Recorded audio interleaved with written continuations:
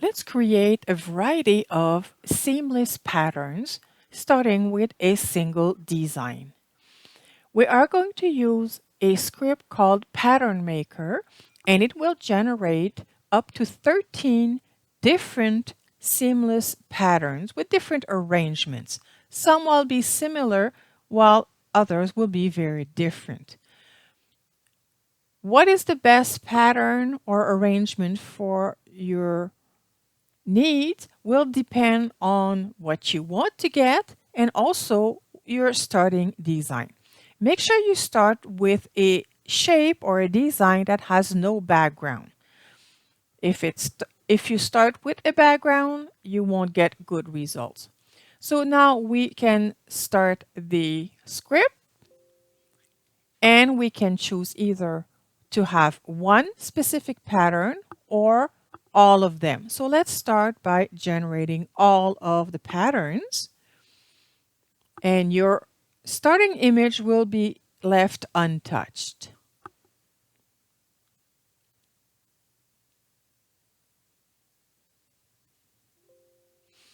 Great. So now we have actually 13 different patterns. Let's see what they would look like on a full-size image. So I'll just open a blank canvas and I will fill it. Let's just fill it with black so our red cups will really stand out. We'll start by going in the materials property and choosing the pattern. I'm going to keep the angle at 0 and I will pick the images that are available. I have image 30 here. And one thing you will also notice is that whenever you have a tile created, the name of the layer is also the name of the arrangement or the pattern. That can become useful if you like a particular pattern and you want to repeat it.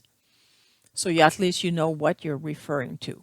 So let's add a new layer and fill this. And you see you have an interesting design. Okay, let's minimize this one and go to the number 29. So again, I'll just pick my tile, number 29. And I will hide this one and just add a new and fill with it. As you can see, this one is spread more than this one. Depending on what you want, either one can be interesting. Let's go with the number 28.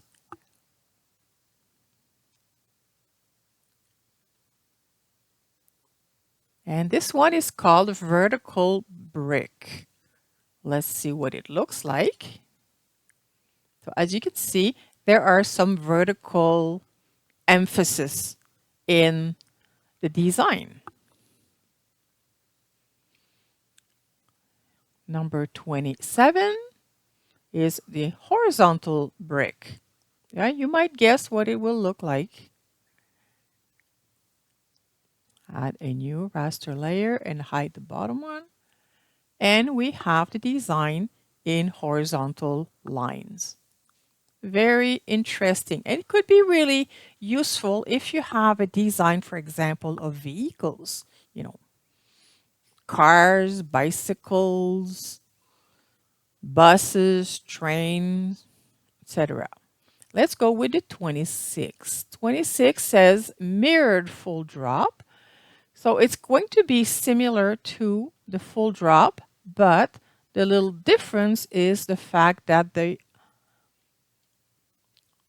rows are going to be mirrored. You can see how the handle of the mugs are alternating from row to row. It could be a little change that could be really interesting. Number 25, well, this one is flipped full drop. And you can guess that it's flipped.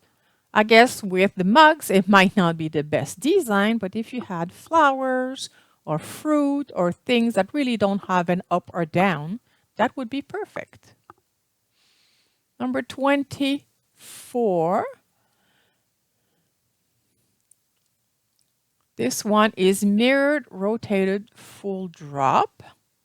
So it's full drop, but it has some rotation in addition to being mirrored. So that could look interesting. And one little detail is that whenever you have a rotation in these seamless patterns, the rotation is random. So if you run the script more than once, you might have slightly different patterns. Let's go with 23, which is rotated full drop, but this time it's not mirrored.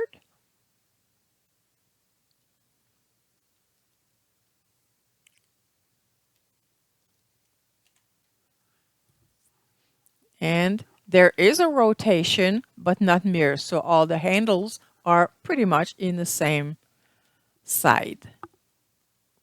Now let's go with 22. Well, you can guess there's a rotation and it is flipped. And we can skip this one. 21 is an interesting one because it's called quarter turn. And quarter turn means that you will have your element in the 4 direction. You can see toward the left, toward the top, toward the right, and toward the bottom. It's all rotated. It could be interesting if you have, again, an element that does not seem to have an up or down. The image 20 here, you see it's called tossed. And basically what it is that you will have random rotation and random sizing because some elements are slightly smaller.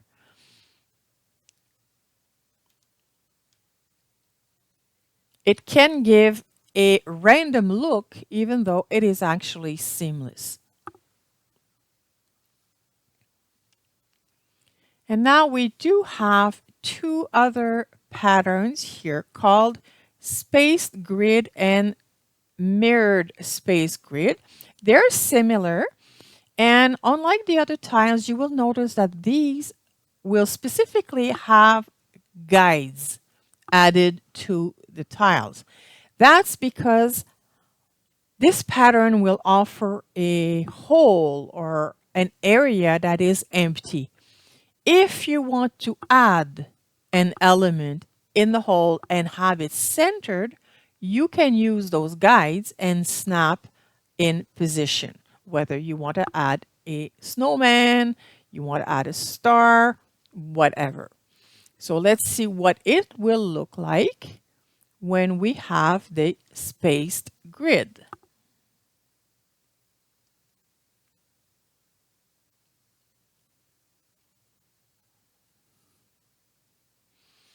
And these are pretty big, and to get the best effect, I find that you can reduce the size, the scale.